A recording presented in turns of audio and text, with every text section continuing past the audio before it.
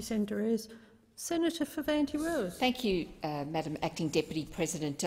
Post-Wuhan coronavirus, Australians do not want business as usual with the communist regime in China. The billions of dollars being expended to counter the pandemic is borrowed money, which we, the taxpayers, must repay. These costs are a direct consequence of the CCP's wrongful acts, and accordingly, Australians expect reparations. As I have been advocating since early April, it is important for Australia to act upon those things which are within its control, namely a plan for reparations and a plan to decouple from China. This will require a great deal of political fortitude. Regrettably, I suspect we have a long way to go in this regard. Let's not forget that only a year ago our government allowed 3 Chinese warships to sail into Sydney Harbour on the 30th anniversary of the Tiananmen Square massacre. This was at a time when the CCP was harassing Royal Australian Navy vessels innocently transiting on a visit to Vietnam, and against the background of China's bellicose and illegal actions in the South China Sea and the CCP's constant harassment of those exercising freedom of navigation operations. On reparations, it is incumbent on the government to investigate all possible ways to recover damages for health costs and damage to our economy. It is most likely we will go into recession with enormous loss of jobs and livelihoods. The culpability of the CCP has been articulated in a recent report by leading UK think tank, the Henry Jackson Society, entitled Coronavirus Compensation. It states that had China provided accurate information at an early juncture, the infection would not have left China. Instead, the CCP covered up and punished the doctors who sought to tell the truth. The massive underreporting of cases, the attempts to rewrite the narrative, the lies and the cover-up all support culpability of the CCP. The Henry Jackson report canvasses a breach of the WHO international health regulations and suing China for $6.5 trillion. WHO regulations were adopted in 1969 to prevent the international spread of disease by placing obligation on states to prevent highly transmittable diseases. They were revised in 2005 after SARS, but the CCP did not learn the lessons from SARS and repeated previous blunders. On 31 December 2019, Taiwan's Centre for Disease Control notified the WHO of human-to-human transmission of the virus.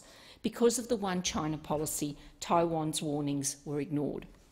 On 14 January, the WHO instead tweeted there was no human-to-human transmission based on information from the CCP. Indeed, WHO Director General Tedros stated China is actually setting a new standard for outbreak response. The absurdity of the WHO's conduct was seen when its Assistant Director General Alwood wouldn't even acknowledge Taiwan's existence in an interview, and this demonstrated the failure of the WHO in tandem with China to stop the epidemic. But then let us not forget that China has been the source of numerous pandemics.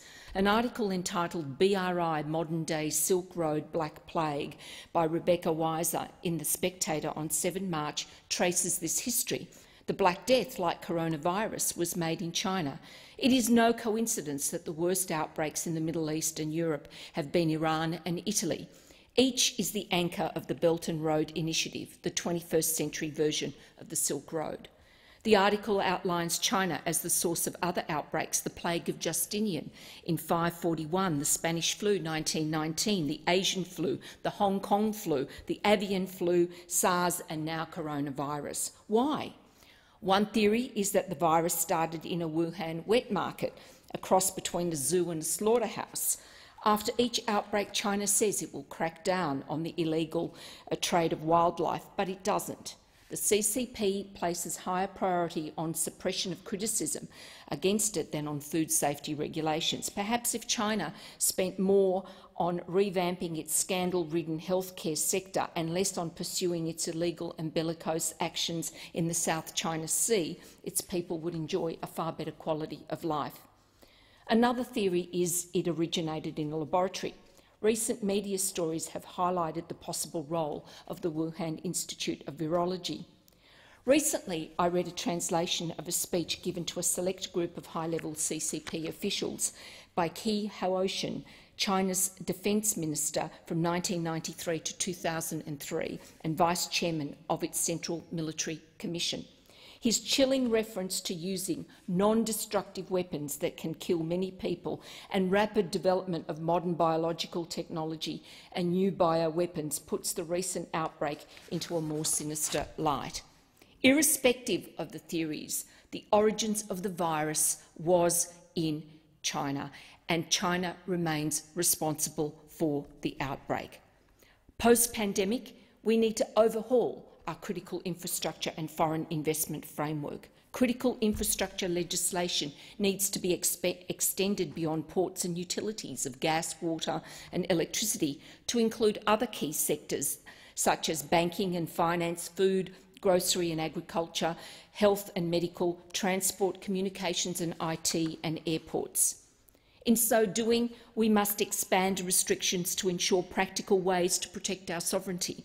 This includes revisiting the decision to lease the Port of Darwin, especially given the changed security circumstances. It should never have been leased to Landbridge, given its close ties to the CCP. I started questioning defence officials about this at estimates last year. The recent FIRB changes announced by the Treasurer are only a start, with examination of further limitations and broader interpretation of the national interest required. Reciprocity of acquisition is also important. If Australians or Australian entities are restricted from acquiring assets in China, then why should the CCP or its state-owned entities be given free rein to acquire even more strategic assets in Australia? In January 2018, I drew attention to China's activities, especially in the Pacific. My prescient warnings have been fully vindicated. Following this, an international debate ensued about debt trap diplomacy and the strategy used by the CCP to lure countries to borrow large amounts for infrastructure projects, usually on a debt-for-equity basis. When the loan can't be repaid, the CCP takes the equity, ending up owning the asset. I am concerned that the CCP is taking advantage of the pandemic to further its insidious debt trap diplomacy by taking advantage of economically stressed nation-states through the Belt and Road Initiative.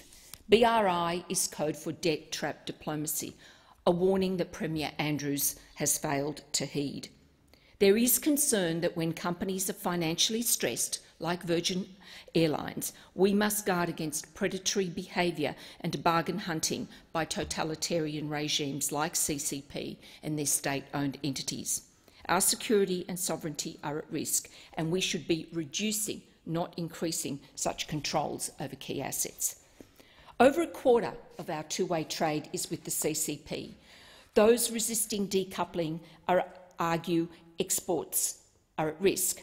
The CCP may not like us or trust us, but it will continue to buy goods vital to China's economic growth and those which will help feed its 1.3 billion people, because we are a reliable source of high-quality and well-priced goods.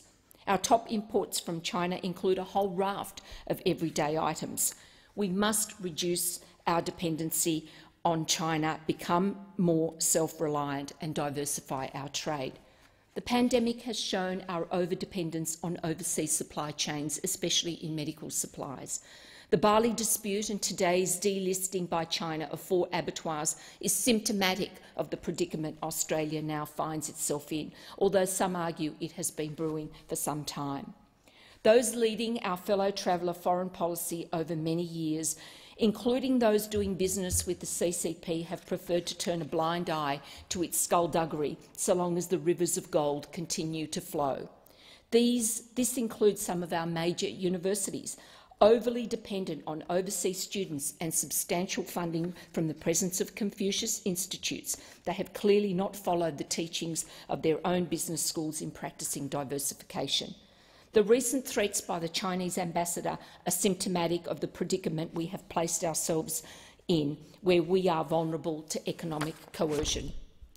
In conclusion, Australians will now expect their government to demonstrate the necessary political fortitude to focus on those issues within our power to control, namely a plan for reparations and a plan to decouple from China.